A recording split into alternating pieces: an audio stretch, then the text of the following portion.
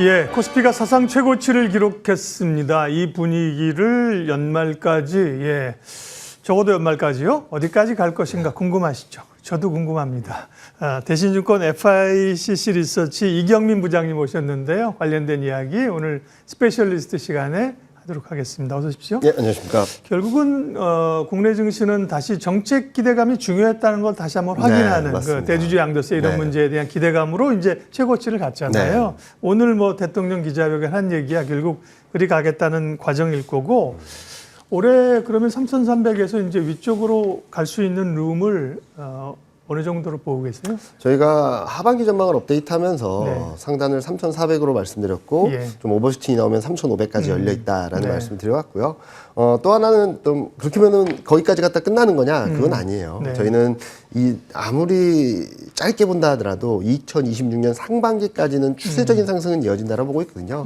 따라서 뭐 여기서 뭐 3,400, 3,500이라고 해서 꺾인다고 해서 뭐 시장이 무너지는 게 아니라 더 멀리 가기 위한 조정이다라고 생각하고 있어서 저희는 못해도 내년 상반기까지 좀 길어지게 되면은 내년 연말까지 큰 상승 추세는 지속될 가능성을 열어놓고 봐야 된다라는 말씀을 많이 드리고 있습니다. 네. 그러니까 이제 변동성은 중간중간 있을 수도 있지만, 있지만 추세적인 상승을 훼손하는 국면은 이제 아닌 걸로 보셨고요. 그 대주주 양도세 이거 기준 때문에 사실 발목이 잡혀가지고 계속 지금 이루고 있는데 훨씬 더 중요한 사실 아젠다가 많잖아요. 근데 대주주 양도세는 뭐 시장에서는 대통령이 50억 이런 얘기를 꺼내주기를 원했는데 뭐 국회에서 결정해달라는 건 결국 그리 간다는 거죠? 네. 대통령의 의지는 명확히 피력해줬다라고 보고 있고요. 상법 개정이라든지 주식시장의 방향성에 대해서는 명확하게 더 클리어하게 말해줬다라고 생각하고 있어요. 근데 시장이 기대했던 거에는 조금 넘지를 못했다라는 거죠. 시장에서는 이번 기자회견을 통해서 선을 그어줬으면 좋겠다. 선을 그어주지 않을까? 50억 결론 이렇게 되지 않을까라는 기대를 했었는데 거기에는 좀 못 미치다 보니까 뭐 최근 기대감에 급등을 했던 부분들이 좀 되돌려지는 과정에 있지만 이번 기자회견 전체적인 내용들을 보게 된다면 향후 정책 방향성이라든지 증시에 대한 생각이라든지 더 명확해졌다라는 말씀을 드리고 싶습니다. 전 정권에서 그 윤 전 대통령이 그때 동해 가스전 개발한다고 할 때 나와가지고 그렇죠? 어디 광고에서 얼마 나오는데 사실 대통령이 발표할 건 아니잖아요. 그 장관이 나와서 할 것처럼 이것도 오늘도 대통령이 나와서 10억, 50억 얘기할 건 아니에요. 방향성을 줬다는 거고. 그 최근에 우리 상승에 또 긍정적인 의미를 찾아보면 사실은 8월에 우리가 약했고 맞습니다. 외국인들이 주식을 매도했는데 9월 들어서 외국인 매수세가 눈에 띕니다. 결국 이제 외국인들을 결국은 이런 뭐 정책적인 걸 감안하는 걸까요? 외국인들 움직이면 어떻게 보세요? 일단은 반도체죠. 반도체죠. 8월 달에도 반도체가 좀 지지부진하다 보니까 좀 매물이 출회되었고 최근 흐름을 보게 된다면 브로드컴으로 시작된 AI 반도체 수요에 대한 기대감들이 강하게 들어오면서 전자와 닉스가 굉장히 센 그림들을 보여줬다는 점들이 있었고요. 또 하나는 정책에 대한 기대감이 지난 8월 말에 좀 꺾여버렸었잖아요. 세계 개편으로 인해서 좀 기대 심리가 꺾인 건 맞는데 다시금 정책에 대한 기대감이 되살아나면서 외국인의 투자 심리도 좀 살아난 것이 아닌가라는 생각을 하고 있습니다. 최근 외국계 리포트에서는 또 4천 얘기들이 계속적으로 나오고 있더라고요. 이 부분에는 정부 정책 기대 그리고 또 이번에 최근 추진되고 있는 3차 상법 개정에 대한 기대들이 좀 반영된 것이 아닌가라는 생각을 하고 있어요. 그래서 저희가 생각하는 것은 외국인이 뭐 일시적으로 매물을 출회할 수 있고 매물을 소화할 수는 있어도 저희는 내년 상반기 길게 되면 내년까지는 추세적인 상승 외국인이 순매수 기조는 지속될 것으로 전망을 드리고 있습니다. 코스닥은 어떻게 봐야 돼요? 사실은 올 초에 우리가 이제 대선 이후에 올라올 땐 대형주 중심으로 사실 지수를 올렸고 코스닥은 꽤 소외됐었잖아요. 그리고 지수가 정체되니까 코스닥 기업들이 좀 갔었는데 사실은 이제 선순환하면서 가야 되는 건데요. 코스닥 시장도 좀 지금의 상승 동력을 이어갈 수 있을까요? 저희는 내년 1분기, 짧은 1분기, 길면 내년 상반기까지는 좀 우상향하는 코스닥의 흐름 또는 코스피와 벌어졌던 갭을 좀 좁히는 그림들이 나오지 않을까라는 생각을 하고 있어요. 일단은 미국이 금리 인하를 시작하게 된다면 중국, 한국, 전 세계적인 금리 인하 사이클이 좀 더 이어질 수 있겠죠. 그리고 두 번째로는 많은 분들이 지금 좀 생각을 안 하실 수도 있는데 산업 정책들이 구체화되고 있습니다. 예.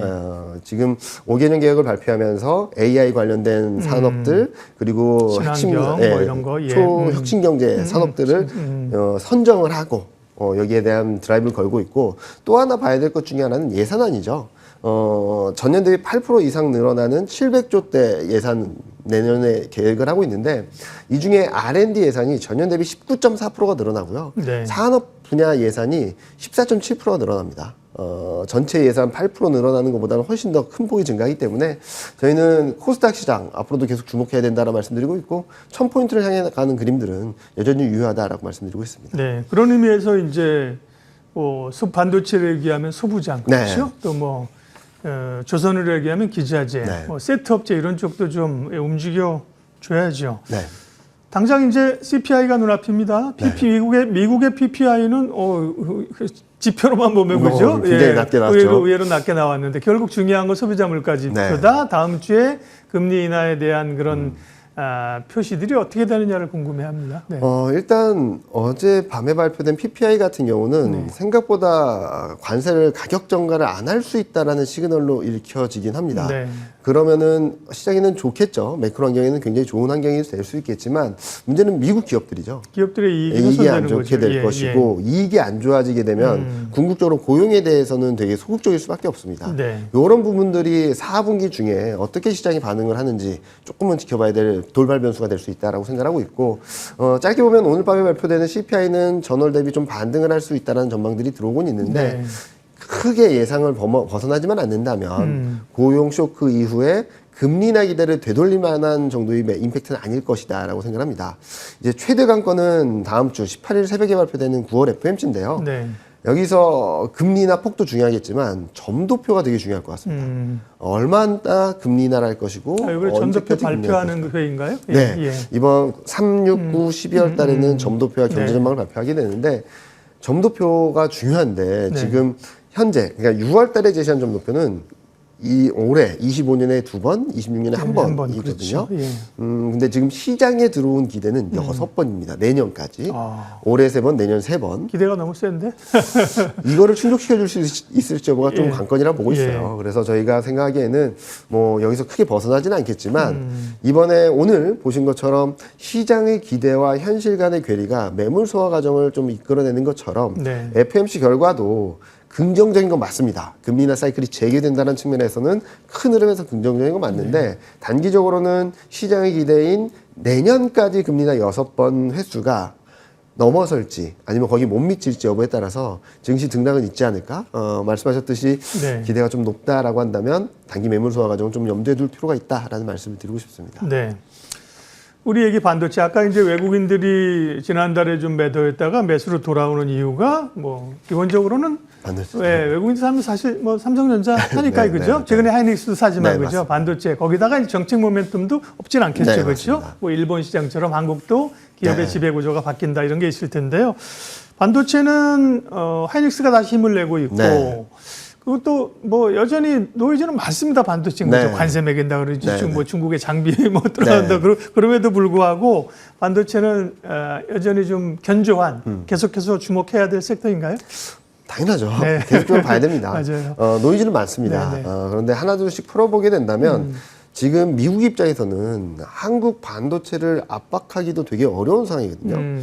많은 분들이 관세 걱정하시잖아요. 네, 네. 그런데 잘 생각을 해보시면 자동차, 철강, 알루미늄 이런 쪽의 관세 부과나 품목을 확대하는 데서는 거침이 없습니다. 맞아요. 왜냐면은 이 산업은 미국 자기네들이 굉장히 잘하고 있다라고 생각을 하고 있어요.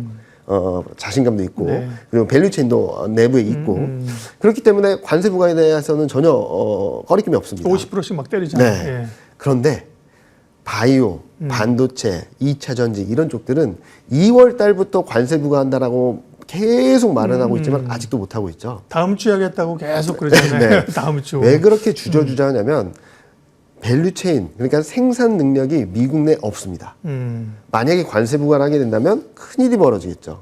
전적으로 수입에 의존해야 되는 상황에서 관세 부과를 한다? 네. 그러면은 지금까지 관세와는 좀 다른 차원의 문제가 될 수 있어서 저희가 보기에는 만약에 관세 부과를 한다 하더라도 미국 내 공장을 빨리 지으라는 압박 수단이지 실질적으로 관세를 부과해서 큰 충격을 주진 않을 거다라고 생각하고 있습니다. 이런 전반적인 흐름들을 보게 된다면 AI 사이클에 대한 논란들은 계속적으로 들어오죠. 잘 보시면 많이 올라왔다 싶을 때 논란이 있어서 조정받고 또 올라가서 논란이 있으면 조정받고 조정받는 정도지 이 사이클이 꺾였다라고 볼 만한 증거는 아직까지는 없거든요. 그래서 버블이다 논란, 뭐 사이클에 대한 논란들이 계속 있지만 최근 나오는 지표들 그리고 2분기 실적 결과들을 보게 된다면 AI 사이클은 여전히 유효하고 얼마 전에 브로드컴의 실적 실적 예상을 본다 하더라도 폭발적인 AI 수요가 오라클 굉장히 좋은 그림들이 나오고 있습니다. 그렇기 때문에 반도체에 대한 관심도는 늦춰서는 안 된다라고 말씀드리고 있고 조정받으면 살 기회지 팔아야 되는 구간은 절대 아니다라고 말씀드리고 싶습니다. 그러면 삼성전자와 SK하이닉스 요 대목에서 하는 게 엄마가 좋아요, 아빠가 좋아요와 함께 소부장들은 지금 어떻게 볼 것이냐. 일단은 지금까지 흐름을 보시면 전자가 잘 가면 닉스가 쉬고 맞아요. 닉스가 잘 가면 전자가 쉬고 이 패턴이었거든요. 그러면 좀 명확해지겠죠. 최근 닉스가 워낙 급등을 하는 상황이라서 더 올라갈 수 있다 하더라도 지금은 전자가 단기적인 매력도는 조금 더 높지 않나라는 말씀을 드리고 있고요. 앞으로 업사이드 같은 경우는 저희는 큰 흐름으로 봤을 때 전자에 대한 선호도가 좀 더 높다. 둘 다 좋지만 조금 더 높다라는 말씀드리고 있고 소부장 같은 경우도 밸류체인에 있어서 전자와 좀 연관된 쪽들을 조금 더 보신다면 단기적인 흐름들에 대해서는 좀 더 플러스 알파 동력이 되지 않을까라는 말씀드리고 있습니다. 네. 그렇군요. 이제 소부장단에서도 그전에 이제 삼성전자 밸류체인들을 우리가 많이 봤잖아요. 하이닉스가 확 치고 오니까 또 그죠? 하이닉스 관련된 것도 보고요.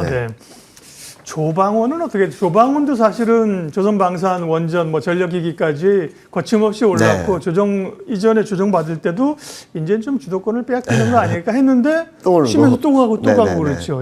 결국 기업의 그 이익들이 되는 거잖아요. 지금 남은 하반기에 조방 원전은 어떻게 보세요? 일단은 상반기 흐름들을 보면은 실적에 대한 부분들은 크게 신경 안 썼던 것 같아요. 정책에 대한 기대가 굉장히 셌다라고 볼 수 있겠죠. 특히 한국 정책뿐만 아니라 글로벌 정책, 미국 정책에 대한 기대감들이 컸던 거죠. 보통 이런 장세를 내러티브 장세라고 합니다. 스토리텔링에 의해서 올라오는 장세인데 그 다음에는 항상 따라오는 게 넘버스 장세입니다. 실적이 되냐 안 되냐. 그래서 조선, 방산, 전력기기 같은 경우는 실적이 어느 정도 뒷받침되는 그림이라서 상승 흐름들은 계속적으로 이어질 수 있다라고 보고 있고요. 원전 같은 경우는 실적을 조금 더 확인해야 되겠다. 그리고 수주에 대한 부분들도 조금 더 확인해야 될 부분이 있다라고 말씀드리고 있어요. 그런데 그동안 2배, 많이 오른 종목은 6배 막 이렇게 올랐지 않습니까? 그런 흐름을 기대하기는 좀 어렵다. 최근 잘 간다 하더라도 한번 주가 흐름 한번 보시면요. 한 전고점 뚫고 5에서 10% 오르면 한 15에서 20% 조정받습니다. 그리고 15에서 20% 조정받으면 또 전고점 뚫고 또 조정받고 뚫고 계속 우상향하는 그림 맞지만 이전처럼 드라마틱한 상승보다는 계속 조정과 상승을 반복하는 과정이라서 팁을 하나 드린다면 40일, 50일 이동평균선을 보시고 이 정도 선에 와 있으면 좀 매수해도 괜찮다. 그리고 전고점을 뚫어서 5에서 10% 오르면 조금 많이 왔다. 많이 왔다. 트레이딩 관점에서 접근하는 게 맞지 않을까라는 말씀드리고 싶습니다. 보통 우리 한국 투자자들은 뭐 5일, 20일, 60일 보는데 미국은 50일 본다고 그러고 한 40에서 50일 정도를 설정하라는 의미는 아시겠죠? 대략 그 패턴이 그렇다는 거죠. 그죠? 50일하고 200일선은 외국 사이트의 기본적인 세팅 값이거든요. 그러니까 외국인이 보는 이동평균선이라고 보시면 될 것 같아요. 그리고 정책 관련주 하면 지주사하고 금융주잖아요. 그죠? 그러니까 다시 양도세 올린다고 하니까 증권주가 팍 올랐다가 그죠? 지주사랑 또 금융주들도 뭐 예를 들면 KB금융이나 그렇죠? 꽤 좀 조정받고 움직이는 모양새가 있더라고요. 금융이나 지주 쪽 전략은요? 뭐 일단은 최근 정책 기대가 되살아나면서 지주사들이 또다시 한번 급등하는 모습들을 보여주고 있죠. 일단은 뭐 방향성에 대한 부분들은 크게 무리가 없다라고 생각합니다. 근데 저희가 보는 것은 지금 금융이든 지주사든 왜 많이 올랐을까? 대부분 자사주가 많다라는 이유들도 많이 올랐죠. 그리고 배당 확대 더 많이 할 수 있다라는 것들. 자, 이제부터 봐야 될 것은 종목별로 좀 갈라서 보자. 자사주 소각의 적극적인 기업들과 그렇지 못한 기업들이 있을 수 있습니다. 소극적인 기업들. 그런 부분들을 좀 꼼꼼히 확인하고 대응을 하시면 좋겠다라는 말씀드리고 있고요. 가지고 있는 것과 적극적이냐는 좀 다른 거죠. 다른 그렇죠? 거죠. 예, 예. 많이 갖고 있어도 소극적일 그렇죠. 수 있거든요. 맞아요. 예, 예. 그렇기 때문에 많은 분들이 리포트들, 증권사 리포트들을 보시면 ESG 리포트들을 보시면 네네. 그런 것들을 계속 업데이트해주고 있습니다. 어느 기업이 자사주 소각을 발표했다, 어느 기업이 자사주에 적극적이다, 네. 이런 것들을 계속 발표하고 있으니까 그런 것들을 한번 체크해 보시면서 대응을 하시면 좋지 않을까라는 말씀드리고 네. 싶습니다. 아, 이경민 부장 모시면 뭐 뭐든 다 물어봐도 돼. 무슨 답이든 아마 오늘 여의도에서 맛집 어디냐고 물어봐도 잘 대답해 뭐든지. 그래서 바이오도 좀 여쭤보면요. 네. 어쨌든 바이오도 금리 인하 환경 플러스 네. 계속 시장에 관심이 있고 그죠? 맞습니다. 돈이 좀 머무는 곳입니다. 바이오는 어떻게 할까요? 바이오는 그동안 많이 소외되었죠. 예. 작년 소외되었기 때문에 지금쯤 움직일 때가 됐다라는 정도로 말씀드리고 있고요.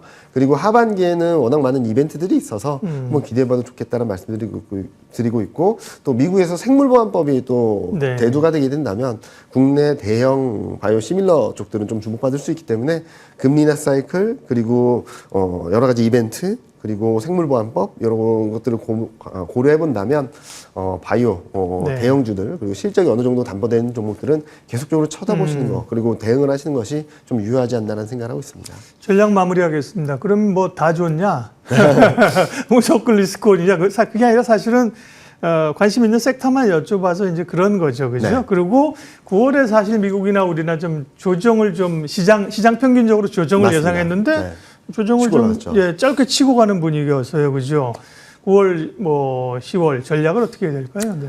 일단은 저희는 3,400, 3,500선까지는 10월 내에 갈 수도 있다라고 네. 생각하고 있습니다. 그런데 지금 단기적으로 봤을 때 3,200 이상에서 따라갈 것인가, 3,300 이상에서 따라갈 것인가, 그건 조금 부담스럽다라고 생각을 하고 있고요. 이번 주 오늘 CPI, 다음 주 FMC를 확인하고 등락 과정에서 좀 대응을 하자 정도로 말씀드릴 수 있겠고, 4분기에는 좀 고용 상황에 따라서 경기에 대한 부분들이 어떻게 반응을 할지가 달려 있기 때문에 일단은 3,400, 500을 타겟으로 한 좀 트레이딩 관점에서 접근이 아마 9월 초중 이번 주 다음 주까지는 좀 유효하지 않을까. 조정 시 매수는 가능하다라고 말씀드리고 싶습니다. 네. 오늘 스페셜리스트 대신증권 FICC 리서치 이경민 부장님 오늘 함께했습니다. 고맙습니다. 네, 감사합니다.